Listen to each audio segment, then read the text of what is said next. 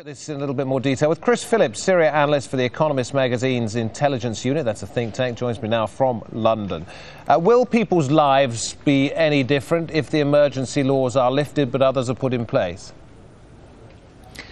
At the moment, it's unsure exactly what the emergency law being lifted, what impact that will have upon the everyday lives. Certainly the protesters have the impression that very little is going to change. What they're really after is a different kind of behaviour from the government. What they want is for the government and the security services in particular to give them dignity, to treat them in a less humiliating way. What the great fear is that even though this law is being changed and being repealed, it's going to be replaced, as you say, by a set of equally restrictive laws. So, for example, one of the propositions is that protest will be allowed, but they must be applied for first of all, which will allow the government to be almost as restrictive as in the past. So there's certainly the fear that this won't really change that much on the ground. I don't know whether you heard Ruler Amin saying that one of the things that the protesters wanted to see was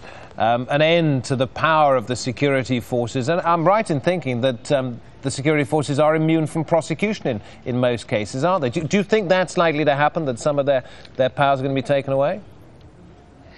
Well, it's interesting that President Assad is choosing to sack one or two figures here and there. I understand the head of the police in Banyas has been removed today. The governors of Homs was replaced recently, and of Dara. So there is, at the moment, the tendency for the president to sort of cherry-pick individual members of the security forces or members of the administration to be the scapegoat. However, it's not institutionalized. There's not a set system of accountability for either the members of the government or members of the security services, which is what people complain about. What people seem to be wanting now is a different kind of government, a government that's accountable to its population, which is completely new to Syria. This has not occurred really since the Ba'ath Party took power in 1963. So in your opinion, and I know it's not definitive at the moment because we haven't seen everything, but in your opinion, is this a sleight of hand or real change that we're seeing?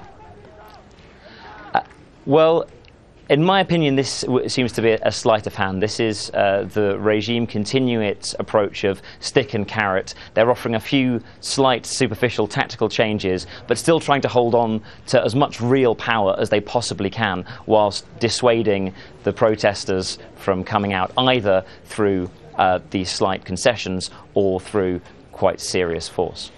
Mr. Phillips, thank you very much indeed. Chris Phillips from The Economist Thank you. Intelligence Unit.